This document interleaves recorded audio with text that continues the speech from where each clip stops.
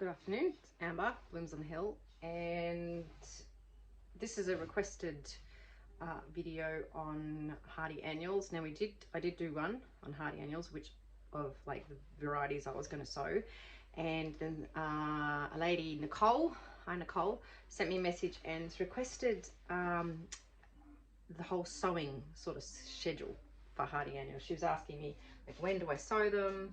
Like, do I worry about frost dates and all that kind of thing? So it is really complicated when you get started, but actually it's sort of not really too bad. It's just, it does take a little bit of organization. So you've got to do a bit of research, and like, this is my one of my work folders, my flower folders. It is a business, treat it like a business, that's part of it. And so make sure that you've got notes and information, and like this is full of lots of research on different types of flowers, as well as my seed sowing schedule. And I've got in here some tips for like, you know, search engines and things to do with like social media marketing and all kinds of stuff. So I've got another one for my bridal information quotes for that, and I've got, so getting a bit off topic, but treating it like a business. But your seed sowing schedule, that really helps if you write it all down and keep it somewhere. So the question was, if you don't like a talky video, I know some people comment and say you're too chatty.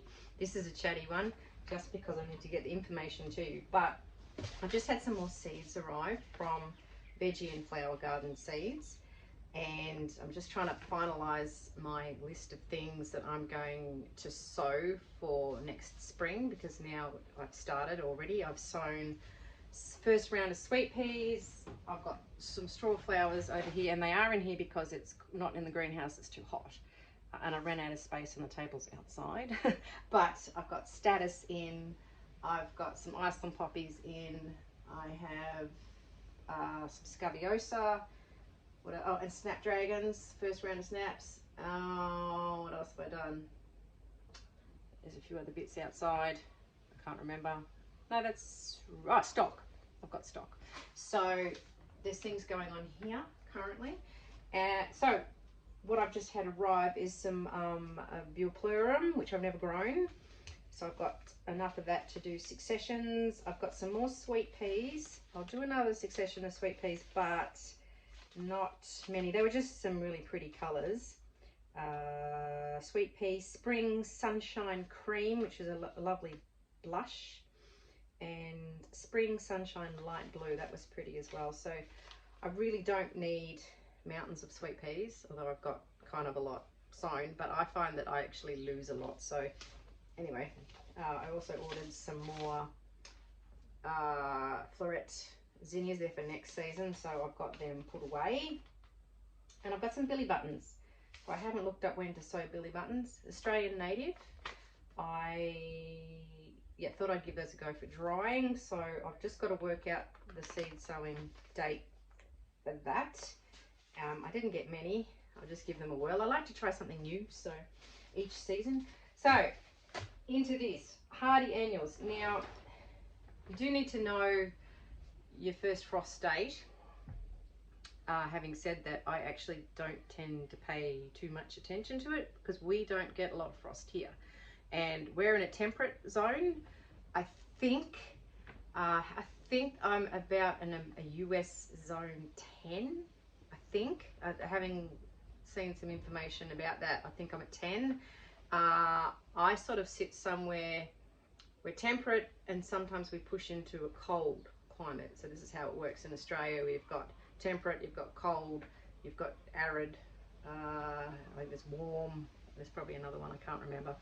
Anyway, so just because we're up a bit higher, so we're a little bit colder, and I know things like, just historically, my springs tend to be very short because it's kind of wetter, colder, longer. Everyone else is flowering north of me, like 15 minutes north of me. They start getting their spring flowers because they're just that little bit warmer, and we're just that bit cooler, being up higher. So it's most annoying waiting for my flowers while they're getting them. yeah, so it kind of, we just sort of have this short spring and then it sort of jumps into the hotter weather. So I still haven't mastered ranunculus, for example, because it just suddenly gets hot. But anyway, so I have decided what I'm going to sow, and I've already started some. So you need to look at all the different flowers that you're going to do, let's say for spring. Okay, we're worrying about that at the moment. So I have stock, sweet peas, statice, scabiosa, straw flowers, snapdragons, cornflowers, anemones, which I'm not worrying about at the moment in terms of sowing because I've bought some plugs and they haven't arrived yet. Bells of Ireland, Bilpleurum, Chinese forget-me-not, chocolate lace, delphinium, it's a perennial, but I'll sow that with larkspur. Larkspur, feverfew, Godetia, honeywort, nigella, or love in the mist is the other name. I have got some violas started. I'm not going to do many of those. They're just a bit of a trial. See if I can get the long stems. Iceland poppies, ranunculus. I am putting in some corms when they arrive, but I'm also going to try some from seed. See how that goes. I think you got to put them in the fridge, but anyway, that'll be interesting. Like the whole tray in the fridge. So I don't know. We'll give it a go. And some globe amaranth. I always start that spring, like late winter, early spring, and sow it out later as a, but apparently you can put it in now as a hardy annual. So I'm going to give that a go, and I'm going to do some later too in spring, just before summer. So that's my list. Now from that, you need to find out what kind of flower they are. So are they a one-hit wonder? Are they going to be like stock, where you just get the single stem that grows, one flower, once you cut it, it's done? Or are they going to be something that's a cut and come again? So is it going to be like a zinnia, that you just cut it and then you keep getting more? Dahlias, you cut them and you keep getting more. What else? Apparently straw flowers are like that. Statice is like that. Scabiosa is like that. Anemones and ranunculus, they're like that as well. So figure that out. Are they cut and come again? Or the other one that they can be is like sort of, they produce a medium kind of amount. So are you going to get like a few flowers off it, but it's not going to really pump out the blooms, okay? And like a zinnia, where they like to be cut. So you need to figure that out, and then that will help you in terms of like how often you sow. Okay, so with the one that you just get the single flower from, like a tulip or a like a stock, you need to sow them every 2 weeks. So I know it sounds like a lot, doesn't it? But you want to have, this whole purpose for this is because you want to have flowers that go right through your season. So rather than just all your stock come on at once because you've sown them all at once, you want to have a lot of stock come, and then you cut them, sell them, use them, whatever you're going to do with them. And then in another couple of weeks you'll have another flush, and then another couple of weeks you'll have another flush. My dog is trying to dig a hole in my little knee pad that I kneel on when I'm gardening. You're not going to dig a hole, Jack. I know he's lying down. It's cute. Yeah, so you want to have that continual wave of flowers come. Otherwise you just have a whole heap of flowers will come at once. You can't harvest them all. A lot will go to waste. You won't sell them all. It'll be very annoying, and they'll end up on the compost, and then you'll just have this gap where you've got nothing, and that's just a travesty. You don't want that. So you have that first wave of stock, and then another wave, and it doesn't mean that you'll then go and buy like 30,000 times more seed. You'll just plant as many as you think that you'll use in that time period, and then plant the next lot. So you'll probably have the same amount of seed, you just space it out. Okay, maybe you might get a little bit extra, it's up to you, but that's sort of the goal, is just to have this everlasting flow of flowers. Okay, so with your cut and come again, you want to do 3 sowings, and sort of every 3 to 4 weeks. So you just need to write all this down. I've got a little table written down. I've got the sowing dates, and I get my sowing dates, my first sowing date, like off the seed packets. Easy, it's the research is done for you. I always get onto the websites from where I buy the seeds from, And so I look on Veggie and Flower Garden Seeds. I also look on the Seed Collection. So these are two Australian ones. I find the Seed Collection one's good as well. And it'll show you the dates when you can sow those seeds in which areas. So which climate zone that you can, when you're supposed to sow from, in between what month and what other month. So then you know, like if it gets to, okay, well I can start sowing, I need to put my glasses on, I can't see. I can start sowing, say, let's go snapdragons. All right, so they're a medium sort of producer, because you can get that single stem and you cut them and then you get other little branching ones. They're not as good, but that can happen. So my first sowing date was the 6th of February. Well, that's come and gone.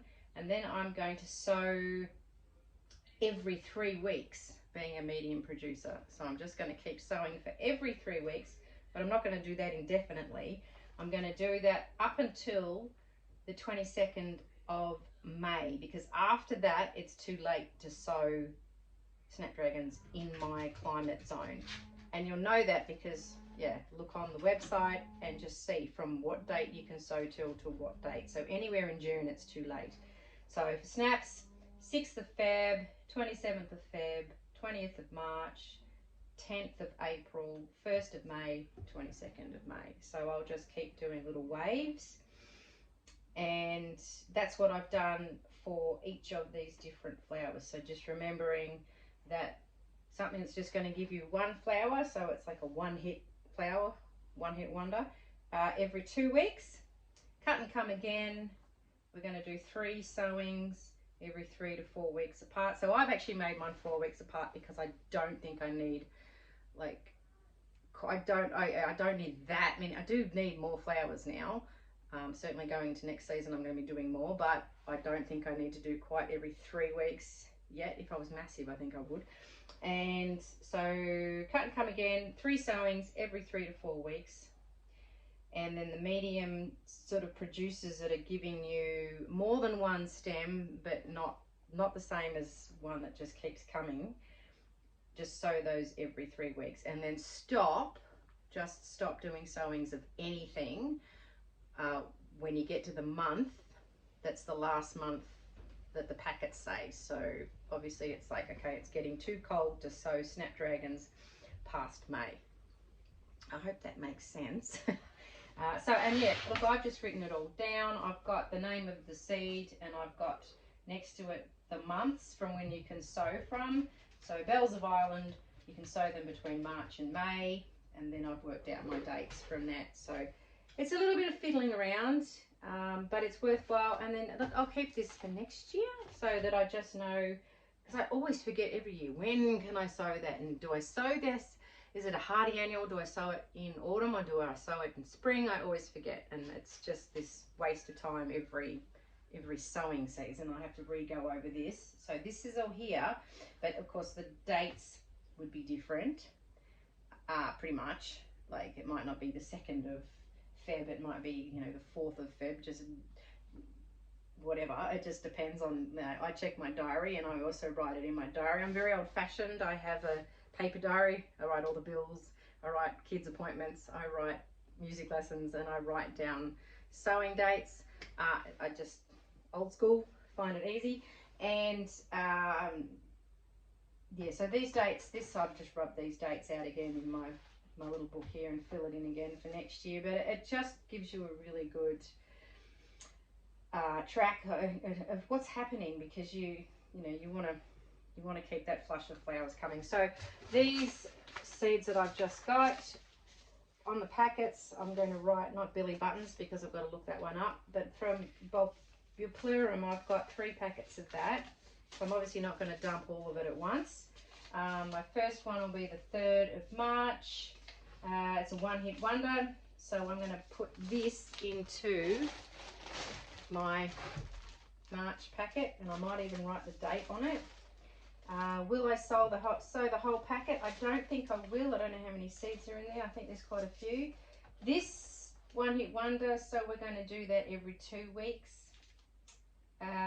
So yeah, so I've got the dates written in here right up until the 12th of May. After that, there's no point sowing anymore. because it's going to get too cold. So yeah, I've got 3 packets and I can spread those across those dates. And if I don't quite make it till the 12th of May, then you know, so be it. It's not a biggie. So they can all just go in that March packet there. What else? That's really about it. Just being organised is the key, I think. And probably, yeah, the question about the frost. Yeah, well, in Australia, I suppose it's probably something you need to be more concerned about, say, in the Northern Hemisphere, because if your ground freezes, frost cloth, I don't think it's a thing here in Australia. I've never seen it on any of the gardening type websites and the horticultural sites. I don't know, do they use it in Australia? I certainly don't need to. Our ground doesn't freeze. Somewhere up even higher than me might, somewhere in sort of more inland New South Wales, up higher, you guys would probably get, like, we do get colder. I don't know if your ground would freeze though. It's certainly not a problem that we have, and we don't need to grow the things that you do inside in a hoop house, like the spring stuff that you guys grow inside. We don't have to do that. So yay being in Australia. Anyway, I'll stop chatting. If you didn't like a chatty video, I hope you didn't watch this. But this was just to answer the question and to give you a little bit more idea of seed sowing in successions. I hope it's helpful. I'll catch up with you another time. Bye.